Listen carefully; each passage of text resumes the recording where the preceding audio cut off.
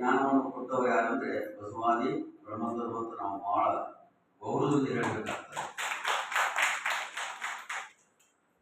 ಕಾರಣ ಏನಂದ್ರೆ ದೇವರ ಬಗ್ಗೆ, ಧರ್ಮದ ಬಗ್ಗೆ ಅನೇಕ ಸಂಶಯಾತ್ಮಕದ ಸಾಹಿತ್ಯಗಳು ಹುಟ್ಟಿದವು, ವೇದಗಳು ಹುಟ್ಟಿದವು, ಶಾಸ್ತ್ರಗಳು ಹುಟ್ಟಿದವು, ಆಗಮಗಳು ಹುಟ್ಟಿದವು, ಪುರಾಣಗಳು ಹುಟ್ಟಿದವು.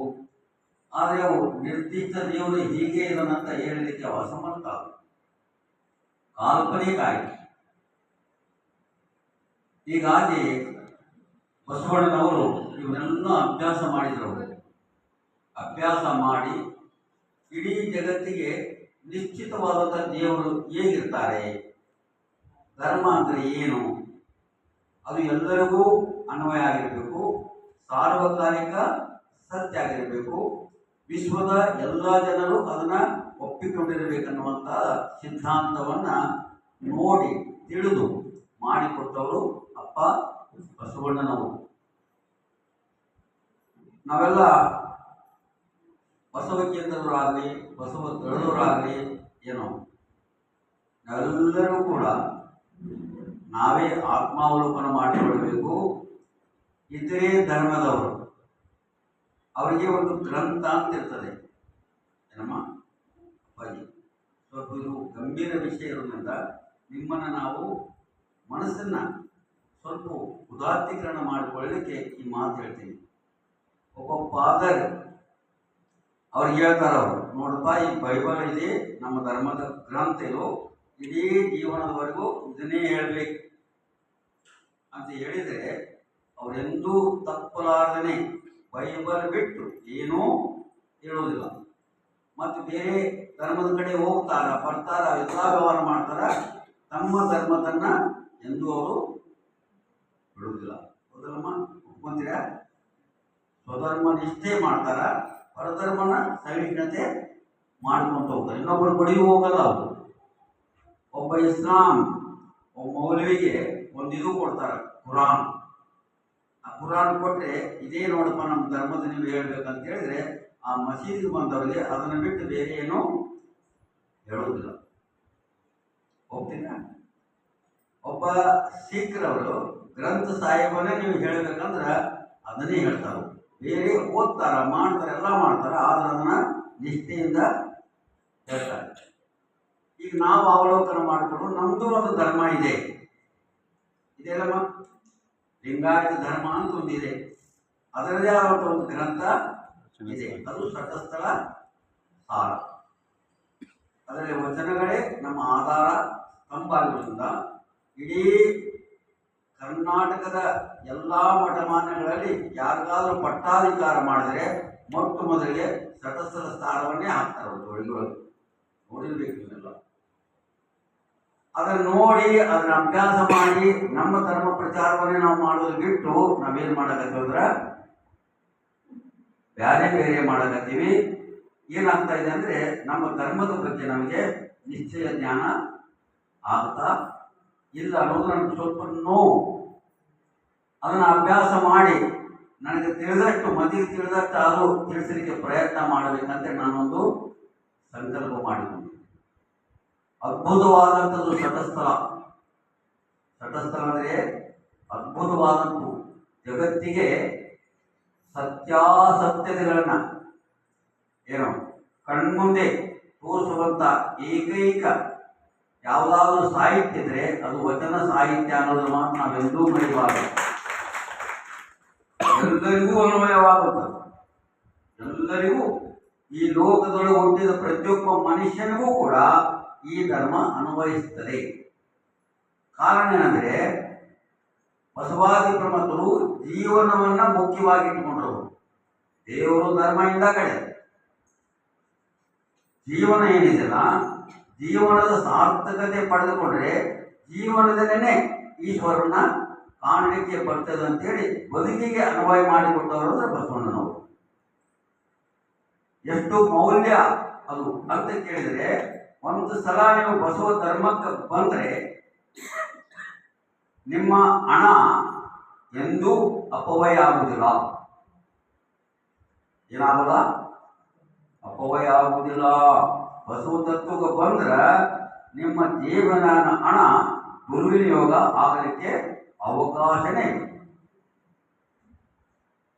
ಎರಡನೇದು, ದುಶ್ಚಟಗಳಿಗೆ ಇಲ್ಲಿ ಅವಕಾಶನೇ ಇಲ್ಲ. ನೋಡಿ, ಇವು ರಾಷ್ಟ್ರಕ್ಕೆ ಒಳ್ಳೆಯದೋ ಕೆಟ್ಟದೋ? ವ್ಯಕ್ತಿಗೆ ಒಳ್ಳೆಯದೋ ಕೆಟ್ಟದೋ? ನಾವೆಲ್ಲರೂ ವಹಿಸುವುದು ಆರ್ಥಿಕವಾಗಿ ಸಬಲರಿರಬೇಕು. ಎಲ್ಲಿ ಆರ್ಥಿಕವಾಗಿ ಸಬಲರಿರಬೇಕು, ಸಾಮಾಜಿಕವಾಗಿ ಒಳ್ಳೆ ಚಾರಿತ್ರವಂತರಿರ್ಬೇಕಂತ ನಾವು ಬಯಸ್ತೀರಮ್ಮ. ನಾವೆಲ್ಲರೂ ಬಯಸುವುದಿದೆ.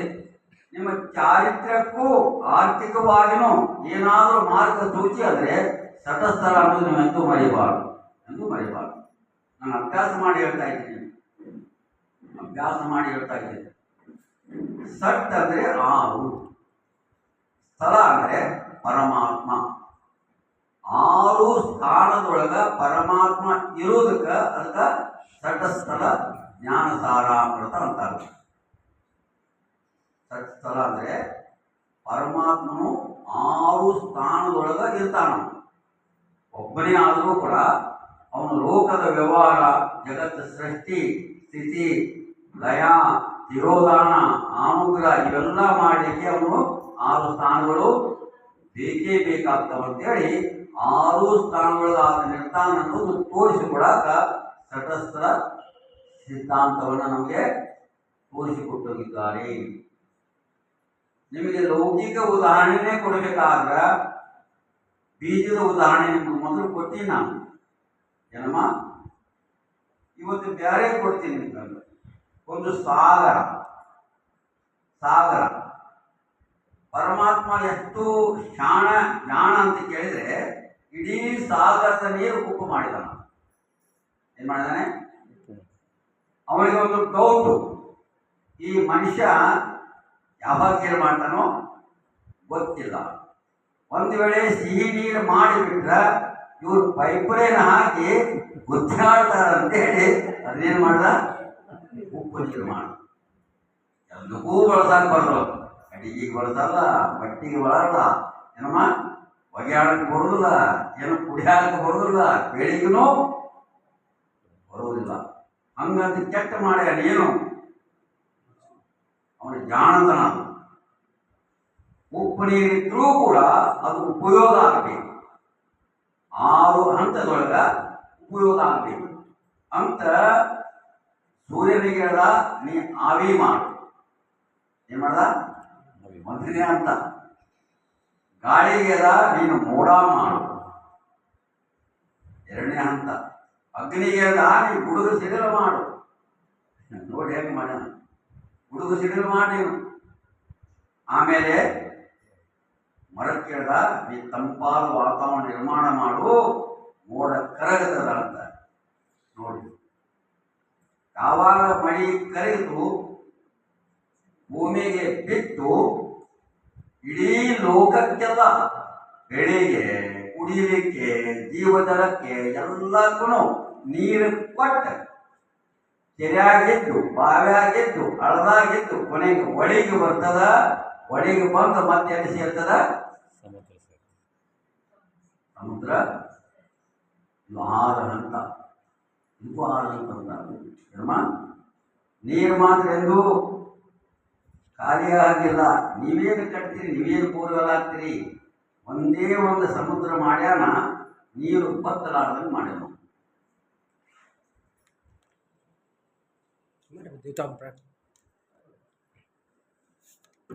ನೀರು ಬತ್ತಲಾರಂಗ ಮಾಡ್ಯಾರ. ಏನು ಫರಕ್ ಆಗೈತಂತ ಕೇಳಿದ್ರ, ಕೆರೆ, ಹಳ್ಳ, ಬಾವಿಗಳು ಮೈದೆಗೆದರೆ ಗುಳ್ಳೆ ಗೊರಜೆ ಕಾಣಬಹುದು. ವಾರಿದಿ ಮೈದೆಗೆದರೆ ಮುತ್ತು ರತ್ನಗಳ ಕಾಣಬಹುದು. ನಮ್ಮ ಕೂಡಲ ಸಂಗನ ಶರಣರು ಮನದೆರಡು ಮಾತನಾಡದೆ ಲಿಂಗವೇ ಕಾಣಬಹುದಂತ ಅಪ್ಪ ಬಸವಣ್ಣ ಹೇಳ್ತಾನೆ. ಏನು ತಾತ್ಪರ್ಯ ಅಂದ್ರೆ,